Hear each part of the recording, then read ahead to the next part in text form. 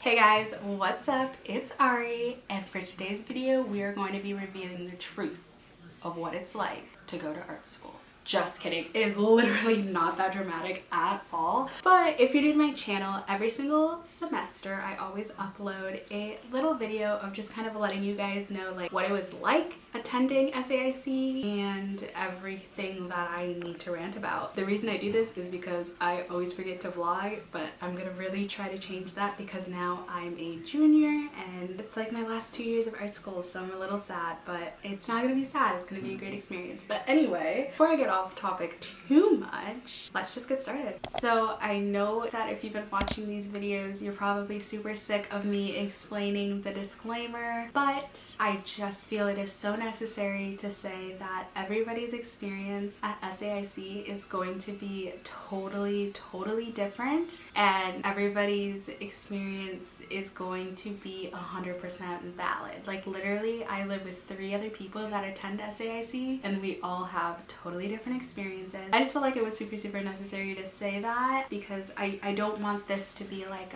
this is the exact experience you're gonna have at SAIC. I'm just gonna talk about my semester and honestly just rant about it because it's my channel and I want it to be a really safe space to be able to talk about anything. Believe it or not, I still have not reached a time where I can talk about attending SAIC without bringing up COVID. In order for us to be on campus for second semester, we all had to have our 3rd COVID vaccine shot, and as someone who is deathly afraid of needles, I was not super happy about that. 3rd one I think hurt the most, but I had the least symptoms with it. The first shot I ever got like knocked me out. Like I was fast asleep, but it didn't really affect my boyfriend. And then the second one we got like just made us really tired. Like I didn't fall asleep, but it just made us tired, but then we were totally fine. And then this one, like we didn't have any symptoms, but it hurt. Like it was like painful, at least for me. We had to have our COVID vaccines in order to be on campus. And they were super strict about that because I hadn't uploaded my vaccine card with the 3rd vaccine yet, and every single time I entered a building I would get this sheet of paper that was like, hey, you need to submit your 3rd vaccine cards by this date, otherwise you're not going to be like allowed on campus because you have to scan your card in order to get into the building. And so then they can see like if you haven't uploaded something, and I was like, what? This is insane. So yeah, I was not a big fan of that. And then even when I did upload it, it still takes like a day or 2, so I was still getting those every single time I went into a building, so I was not a fan. We're allowed to have guests and literally what was crazy is I was scheduled to have this photo shoot. It wasn't for class, it was like a personal photo shoot, and I was going to do it in the shooting space, which has like a white backdrop and everything like that. And my model couldn't get in because her COVID card didn't match her ID, but it did because she goes by a nickname. I don't think I'm like allowed to say her name yet just because I didn't ask, but for example, it's like someone being named Alexandra and then they have Alex on their COVID card, but because they don't have an ID that says Alex, like my school was super strict, so we ended up having to change our photo shoot just simply due to that. Even students like to go into the dorms, like which you can, you know, if we scan our cards, you should be able to see that we're fully vaccinated because we go to SAIC and you have our cards, but we still had to show proof of vaccination in order for us to be allowed into the student dorms, which was just like a hassle in itself. So this one made me really sad because a lot of schools were able to go without masks. We could not. We had to wear our masks on campus all the time unless we were eating, which is like just good, but at the same time it just got really frustrating, especially watching all my friends post like no masks. Or, yeah, even Chicago like lifted its mask mandate, but my school didn't, and it's just making me think like, are we ever going to? Like, I don't know. Okay, this is a new topic that I haven't brought up at all, and it is about the SAIC Media Center. So a little bit of a story time. I decided to do this shoot in a shooting space that is on SAIC campus, and for the shoot I rented out the Canon 5D Mark III, a 50mm and a 35mm, because like I hear so many photographers talk about the 35 being like amazing and all of this stuff. Anyway, I got 2 lenses for this shoot and I literally had a blast. I set up the shoot so that I would have amazing, gorgeous photos. And I used this super stunning backdrop. I get to the room, I have my photo shoot, and everything's all fine and dandy. I get through the photo shoot and I decide to end the photo shoot early because I had that space for a long time. But unfortunately, when I was packing up, I'm the 35mm lens in the room, which I didn't realize this until the next day because I went to go return equipment. I had the 50mm, I had the camera in there, and then I get an email from the school being like, you are missing the 35mm lens. And I am like freaking out because I'm like, how am I missing this? Like, I had it in the bag. Like, I'm freaking out because I don't understand. So after I get that email, because I tried to return it early, I was like, oh shoot, okay. I go back into the room.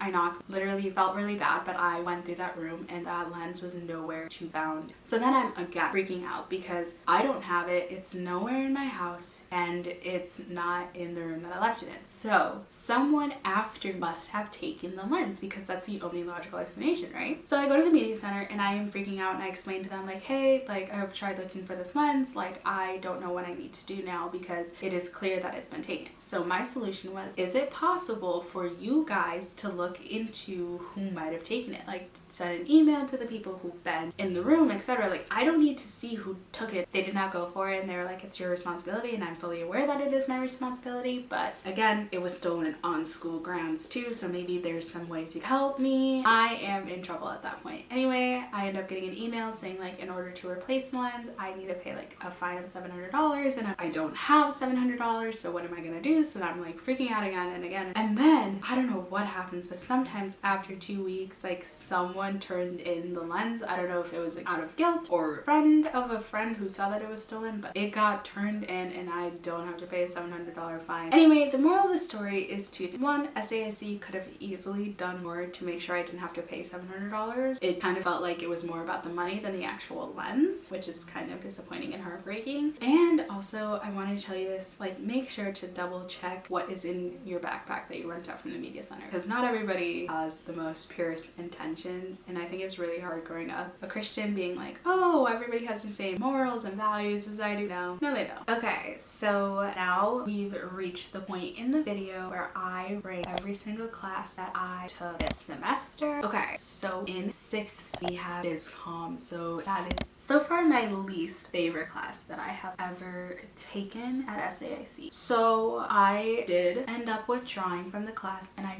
feel so bad for my parents that I did that. The reason I ended up withdrawing from it is because I was failing, and the reason I was failing is because the assignments just didn't make a lot of sense to begin with, and it really felt like the entire time in that class you are trying to read the teacher's mind of what they want you to do for an assignment. So there's very little creativity. Again, this is Intro to BizCom, but there is very little creativity. Like, I've taken Intro to Photography and I still had some creativity in like the assignments, so I didn't have any creativity whatsoever. Like, I felt very trapped in that class because I wanted to be creative, but I felt like I had to constantly try to read the teacher's mind, and frankly, I didn't really do too well at that. So there's that.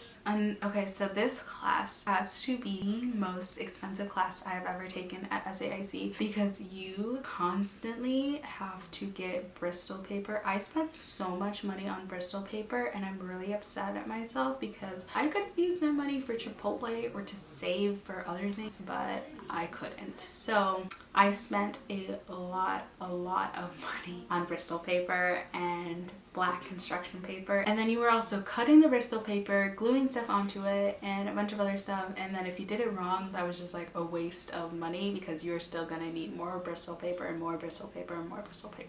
It was so stressful how much Bristol paper you ended up needing, and again, they add up really quickly. So the original reason I signed up for BizCom was because I wanted to do graphic design, and I still do. I wanted to do beginning graphic design, and I thought, hey, beginning graphic design sounds like an intro class. It is an intro class, but it's an intro like 3 basically, because like intro 4 because you take Introduction to Viscom, then you take Type Lab, then you take Intro to Type. There's another class. Oh, sorry. And then you take Beginning Graphic Design. And I was just like, I don't even think I have time for that schedule-wise. And my schooling left, and I was able to learn a lot of the things that I wanted to learn in graphic design on my own. And this just isn't worth it. This is just causing a lot more stress, and it's not necessary, and it's not fun for me. So I ended up dropping it, and a weight was lifted off of my shoulders, and my boyfriend definitely felt it at the time, and I just was a lot less stressed and a lot more able to enjoy why I go to school and why I came to SAIC in the first place. Okay, then number 5 on my list, the Visual Communications Lab, or VisCom Lab as they call it. Basically, this is supposed to be an introduction to learning Adobe Illustrator. And as someone who did struggle with Illustrator my freshman year, to the point my roommate had to help me, it was really stressful. But you know what's so crazy is after I dropped it, because I was getting so confused in the lessons we had, so confused using the tools she was asking us to use and when to use them. And then when I went to YouTube and just looked up Illustrator tutorials, I was shocked because it is so much easier the way that they were explaining it to me. I was like, oh, this makes sense. I literally created my own logo using Illustrator, and I'm super proud of my logos. But I did end up dropping this one too because, okay, here's one thing that really did bother me about this class is, one, it was an hour long and it was a credit and a half, so I didn't even get like a full credit, because in order to get the full credit I have to take the Type Lab too, which then equals to 3 credits. And I was like, you gotta be kidding me. I'm literally taking 6 classes but only getting credit for 5.5. You know? But yeah, overall, like, I liked my teacher, but the thing with VisCom that really bothered me is that, like, SAIC prides itself on being an interdisciplinary school, which made me really excited because when I first came here, I was like, oh yay, I don't have to pick between photography and filmmaking. I can do both. And for sure, you absolutely can. But the thing with a lot of the other majors is that photography and filmmaking are really like the only two that like go together, because it's very rare. Maybe it's just because I'm like not talented, but like I rarely see like photographers go into VisCom. It was very exclusive. Class number 4 on this list is my Sophomore Seminar class. The title of my class was just called Sophomore Seminar Interdisciplinary. Kind of basic, but whatever. I didn't realize this because I originally just chose interdisciplinary just because it sounded good and it fit with my schedule. But yeah, so the teacher that I have was named Jasper, and he is phenomenal. I really, really liked his class. However, the reason why it's like lower on this list is because the assignments were super, super stressful. So we had a couple of critiques throughout the semester, and some of them were just bring in an artwork and we'll critique it, as opposed to like having a formal like, here's a project like brief or whatever, and then what are you guys gonna do based off of that, or here's what we're learning technique wise and you need to make like a product based off of that. It wasn't like that very much, so that was kind of fun and a little less stressful. So for example, if you got critiqued on a project in another class, you could bring that in after you make like edits if you wanted to, and then see what this class now says about it. So that was kind of nice. Or if you're like me and had like personal projects that you wanted to get critiqued on, you were able to do that. Assignments specifically for that class were pretty stressful. So obviously not gonna get too much into what the assignments like overall looked like, just because I am gonna do a portfolio update. But anyway, we had this project called a DIY Futures project, and you're supposed to map out the next 2 years of your life and kind of beyond. So you start off by stating your big picture goal, like what do you want to be when you grow up, which is kind of like a fun question to answer, but also a really stressful one to answer. So you start off with like answering that question, what do you want to be when you grow up? So from there, you're supposed to decide the classes that you need to take in order to get to where you need to go. You're also supposed to decide like if any internships you wanted, any entry-level job. When I did it, I literally changed my schedule for the fall within seconds. So it's not set in stone. Then we also had our documentation of practice, which personally I didn't struggle too much with it, just because we did it in my research class last year. So basically it is exactly how it sounds. You're supposed to document every single process of creating a final product. project. So what's crazy about this class is silent rooms in art school are very much a thing. However, they're usually about topics like sexuality, race. I did not realize you were going to get a silent room if you presented a fashion photography piece. And the reason for that is because art school, especially my art school, I don't know if it's like anybody else's, but like has a very much like reputation that unless you're making dark art or like digging deep into something, then it's not considered real art. I get a lot of silent rooms just because a lot of people don't want to deal with super light and fun and commercial photography and commercial art. So that's the one thing about art school that I would be weary of if like you want to become a fashion photographer. Maybe it's different at other art schools, so maybe like Parsons might be better, but because of our museum is very much like museum based art, which is good, but it's not for everybody. It's definitely not for me.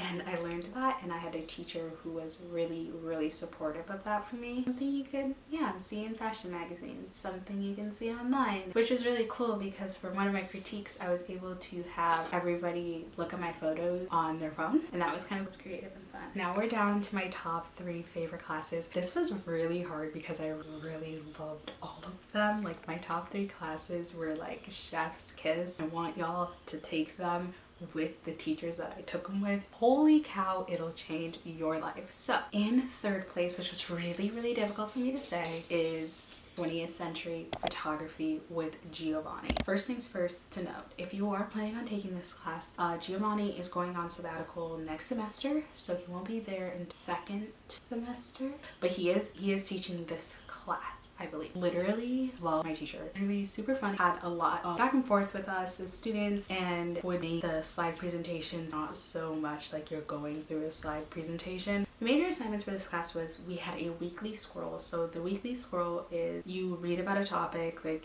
he gives you 3 articles or like a book or something that we're supposed to be reading. He gives you 3 articles for you to take a look at before class. You gotta make sure it's before class. Like you have to take what you read, like pick out a quote, then you have to go find a photograph that relates to it and then explain your reasoning for the photograph. Super easy, doesn't take too long. Then we had our final paper, and our final paper was basically we were supposed to take 2 photographs and compare them to each other. So my paper was on societal beauty standards and how oftentimes when you look up a very diverse photograph, you have models with different ethnicities, but they're all relatively super small. So they're all between like a size 0, like a size 2. And then I also looked up body positivity, like message or anything like that. You tend to find a lot more white women. While I was writing this paper, I was going through the hardest time in my life, so I turned it in 8 days late, which I feel off about. In 2nd place was really hard to decide is of course my lighting and cinematography class. Because you guys, this class, like I'm still in awe of just everything in that class. Number 1, the teacher, absolutely amazing. Meredith, literally, if you ever watch this, I doubt you will, I literally love you. You have been a godsend, like my literal angel. At the end of 1st semester, I emailed Meredith and I was like, hey, I haven't taken form and meaning. Is it okay if I join in your class? And she was like, yeah, sure, go ahead. I freaked out. And y'all, it was a dream. Throughout the class, we got to learn a bunch of different cameras, gear. I got a lot more efficient with the dolly and found out that, fun fact, you can rent it out, like get it away from the school. Kind of debating on it, but first you need like a massive like vehicle to be able to like move it, so I can't just take it on the CTA. Not that I want to, because that thing is heavy. I also got to use the red camera. I am obsessed with this camera, and also I am gonna check it out this summer because hello, I just got certified. The only thing that I wished about this class is we had a lot of recreations. We had 3, which is good because that's like how you learn specific techniques, but there's not a lot of personal projects. We had 1 personal project, video without sound, but I want to add sound. So we also had a lot of exercises which turned out to be really cool and like we're able to use in our reel. Overall, I am upset with SAIC's film department because in order to be like able to take any class you want. Your prereqs for the class are intro to film, so intro to moving images or something, which I was able to get it waived based off of my portfolio. So then I was able to go into sonics and optics. Now you can either go into sonics and optics or form and meaning, but you have to take both, but you can't take them both at the same time. So that was a little confusing and I'm not happy about it. But the reason I'm like super hesitant to take like form and meaning is because it is literally an art history course, you guys. Like, they call it film theory and all of that stuff, but I literally took a film class and I'm taking film analysis this summer, so I'm really going to pay attention to what I'm learning and then email it as a way to tell the film department that I should be able to have form removed or to be able to take it as an art history course, because I just don't want it to take up a credit. If I'm paying as much as I'm paying for SAIC, please give me my classes, you know what I'm saying? Okay, so the number one class that I took this semester was Evolutionary Psychology. This class was really interesting because I first went in it thinking like, oh, this is gonna help me with my film and I'll be able to understand why humans do certain things and then be able to work from that to really learn how to like scare people psychologically. Boy, so it didn't do that. It more so helped me with like my social interactions. It was really interesting because it takes a look at the brain and the functions and how basically everything can be boiled down to survival, and how like certain interactions that are super unpleasant, for example like catcalling, and then we also talked about like the psychological reason for like catcalling. Still does not excuse a catcaller. If you are a catcaller, please stop. Like, it's not cute, it's not fun. Every week we'd literally just talk about the chapter we had just read about, and then he'd go through the slides, and then we'd just end up going into in-depth conversations about certain topics, and certain topics we would be super